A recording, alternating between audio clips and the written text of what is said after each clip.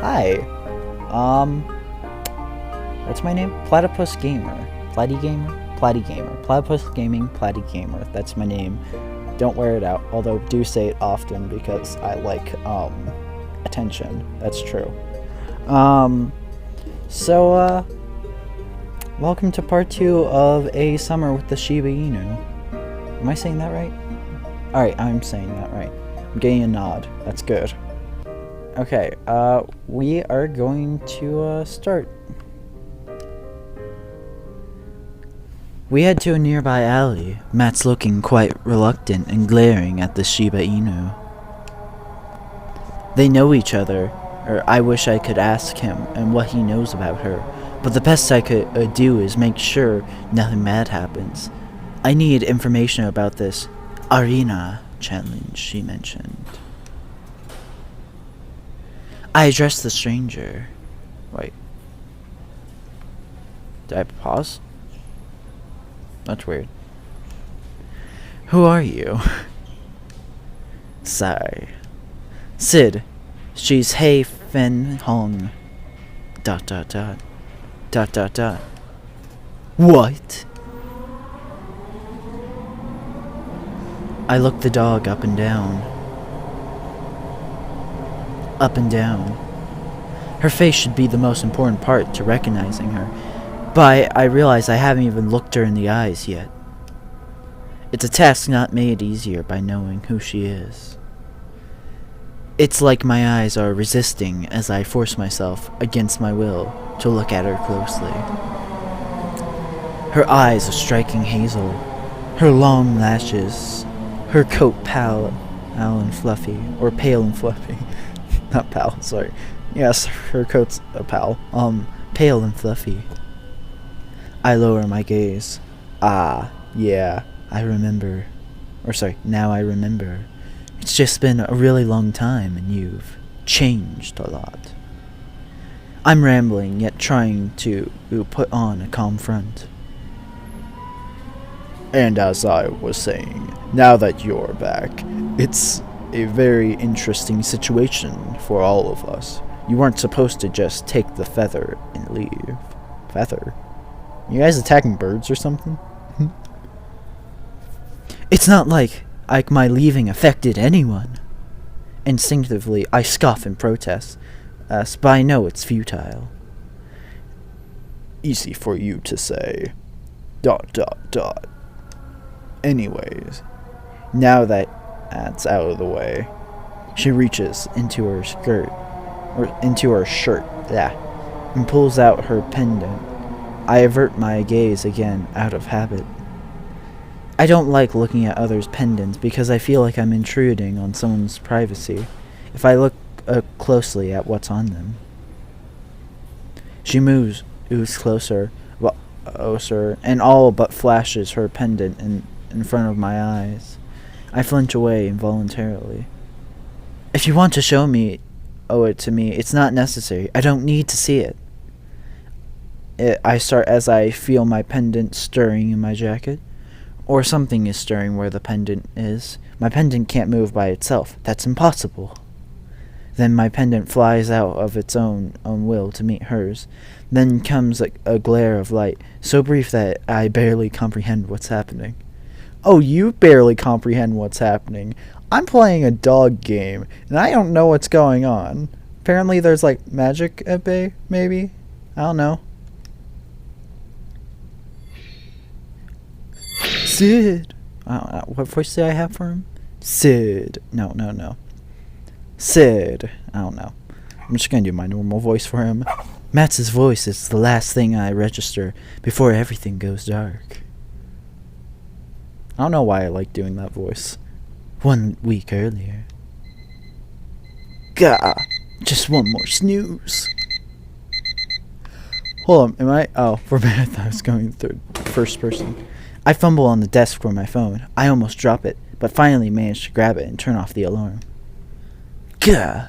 As usual, there's not much time left before my deadline waking time. Which means after the 4 alarms that I am allowed to snooze. Yeah, I feel that. Even though it's my last day of work, I should be on time. I uncurl myself from the chair, stretching my sore limbs.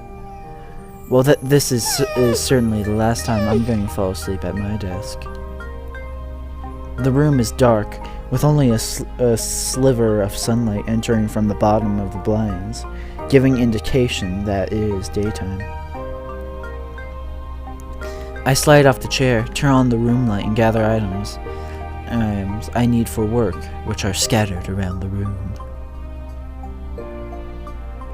Keys, cards, cash cell.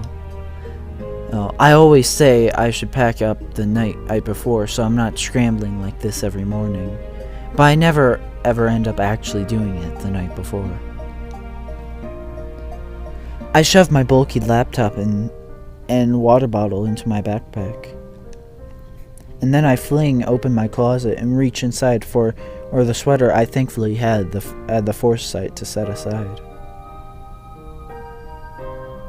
Ellipses. God, I can't find it. In the days after I had set aside the sweater, I had piled other things inside the closet over it. I shove away some of the items, hats, papers, and whatnot. Ah, there it is, my favorite gray sweater, a special outfit for a special day. Everything collected, I sit on the ledge of my bed and just take a moment. Now's the perfect time to check my emails. Oh wait, I'm already almost late. I'll just take a quick look. Vapor Store, confirmation of your vapor purpose. Dear @SidDays, thank you for your purchase. There's Bagelnetta 3 or Beaglnetta. I think it's Beaglnetta.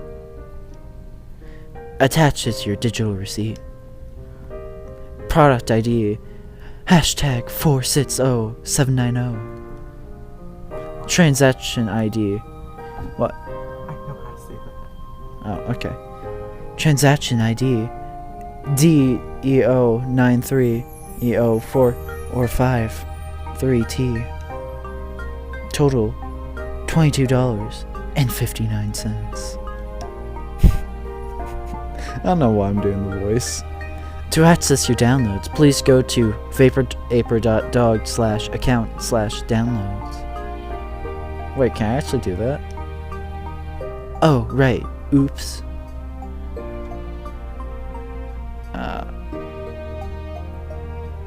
Wait, hold on. I'll check that out later. It's the purchase receipt for the game I had fallen asleep playing.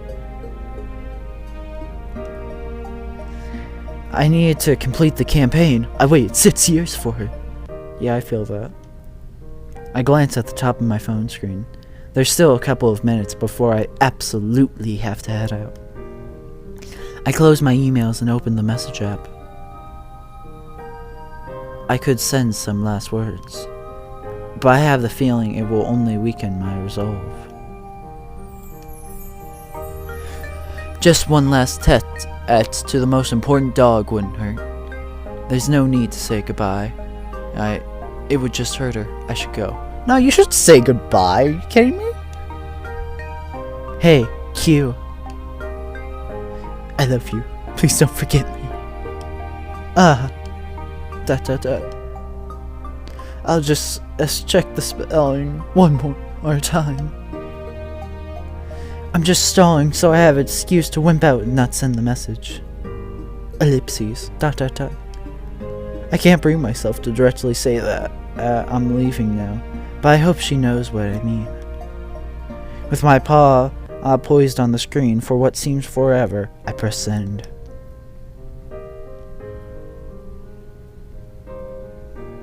The familiar glass doors welcome me. I scan my fob key and step into the building. It doesn't feel like it was that long ago when I first entered these doors. I had been a fresh recruit, full of hopes and dreams of making an honest living for myself and contributing to society. I'm just here to pick up my stuff and do paperwork. I repeat this to myself as I head down the familiar staircase. Pick up stuff, paperwork, that's it. Other dogs start to file into the building, and some stopped to wish me well on my move to the west coast of Canada. Last week we had a small office celebration in honor of my work and departure from this job, which was heartwarming. It turns my heart to embarrassing goo, so I try not to admit how much I appreciate it. I enter my office, which is separated from the corridor by a metal door and a glass wall. I scan my fob again, which is one of the most secure. This is one of the most secure rooms in the building, despite that there isn't much to protect. Inside my office, I take a look at the computer monitors and the well-used keyboard. None of this is personal property, but I am going to miss it. Funny enough, my office desk basically looks like my room at home. I feel guiltier about leaving now that I'm here, like I'm throwing away all that I've built, all of this. Surprisingly, as it might be either general or populous, a research facility is responsible for a big portion of the technological innovation in Canada. In fact, the phone that I'm using right now and the associated software was popularized by prototypes created in this very facility. I double-check the desk drawers again and fill out a form to submit it to the Labrador Resources Department. With all the errands and formalities done, I take my leave for the last time. As I walk away, I can't help but I look back at the building one last time.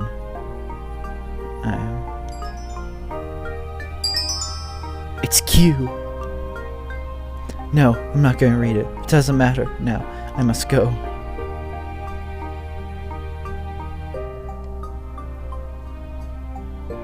Back at home, I get a backpack with some living essentials, and of course my other set of keys, card, cash, and cell that will allow me to get around during my travels. I reach into my shirt and take out my pendant from Shiba Island. It has 10 orbs with smaller orbs surrounding them. As I've been wearing it all these years, my last connection to Shiba Island. It is a remnant of a life long past, and while this pendant means nothing here, it's one of the essentials in a different land. It's time. I snap open a compartment in the back of the pendant. A once fluid movement, the collapse as feels unfamiliar to me now. I have a good, stable life here that I earned. I brought myself here. Giving this up means moving backwards. But that also means letting go of the chance to see my brother again. As long as time moves forward, I will move forward, no matter where I am. Inside the pendant compartment is a small feather, already glowing now that I have removed its bindings there. Blah. The feather of truth, whose holder can I'm sorry, what? Alright. I get that it's a dog game. I get it. Alright? I already knew I was going into something weird the moment I purchased this. But a feather of truth whose holder can alter reality. This is I'm not sure if I'm quite getting what I purchased, but well, this is happening. I make a wish. I wish to go back. I can alter reality and no one told me? Why am I not a boxer then? I could be a boxer. Just saying. Shush, editor. It feels as if I've just stepped into a sound. Within seconds, my coat feels heavy with condensation, as if someone just threw a wet blanket on me. So I'm here. I've not moved one single muscle since I made my wish to the feather, but these sounds, contrasted with the quietness of my room, give me no doubt that my wish was indeed granted. In addition, these yelps and commotions really alert me to my situation. Shiba Inus who scatter in front of me, yapping as if they saw a ghost. Was it that obvious I appeared out of thin air? This is not good. I can't believe I'm drawing attention already. I'm in what seems to be an open-air night market. I scan my surroundings, trying to spot a gap or opportunity to make an exit. These barks are different, deep and booming, a stark contrast to the higher-pitched yelps of the crowd. I look behind me and it becomes evident why the dogs are scattering. Or maybe it's just as wishful thinking that I'm not the cause.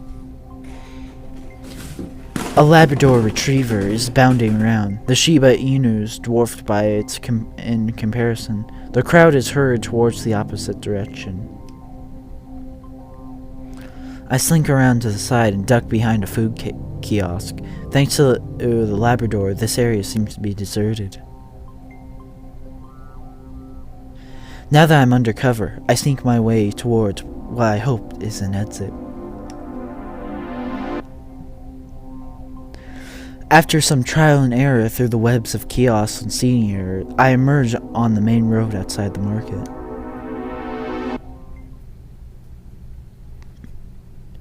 Hey, this way. This voice comes from behind me, and I start, my fur rising on and against my will. What, the fish fillet? Someone followed me without noticing? Fish fillet? The Labrador retrieved from before or emerges as the speaker, falling into step behind me. This was supposed to be a snarl, it just didn't come out right. Alright. Did you say something? No, I hate that. I'm just gonna do normal voice. Ahem. Cough, cough. I hope that was menacing enough. What do you want? To help you, of course. I'll guide you somewhere safe. What? Who is this dog? I'll just feign ignorance for now. Somewhere safe? I think you've mistaken me for someone else. I don't want to be rude, but I know you've been away for a long time, so you probably don't even know where you are. The Labrador's voice is soft, quite a contrast from her towering physique. Well, I'm quite used to this height difference in Canada, but seeing her towering over the crowd of Shiba Inus earlier amplifies the difference. Continue to find ignorance and hope that she leaves me alone? Tell her to get away from me. I don't want to be rude. This is getting creepy. It's like she knows who I am. What does she want? I'll just pretend I don't know what she's talking about. I'm not going to reveal any information I might regret. You're not wrong, I was just trying to get my bearings here. So could you just point me to the closest Mastiff Rapid Transit station? Of course, but before that, I want to ask you some questions. Okay, never mind, this is getting weird. I should just find the MRT station myself. I just want to help you, Miss Feather. What did you say? Wait, hold on. Wait.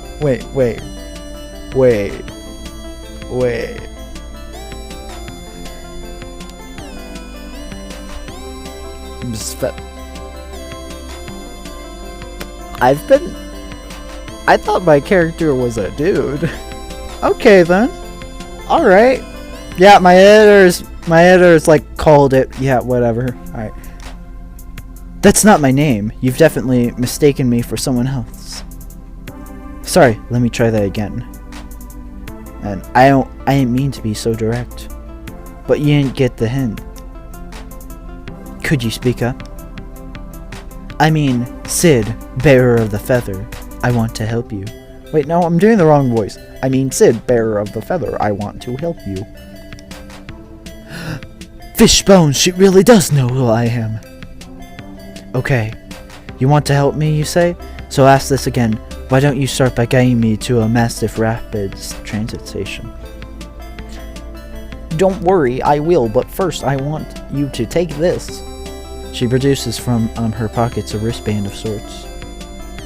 It is a wrist phone. I'll contact you with it and you can reach me in turn. ... Thank you.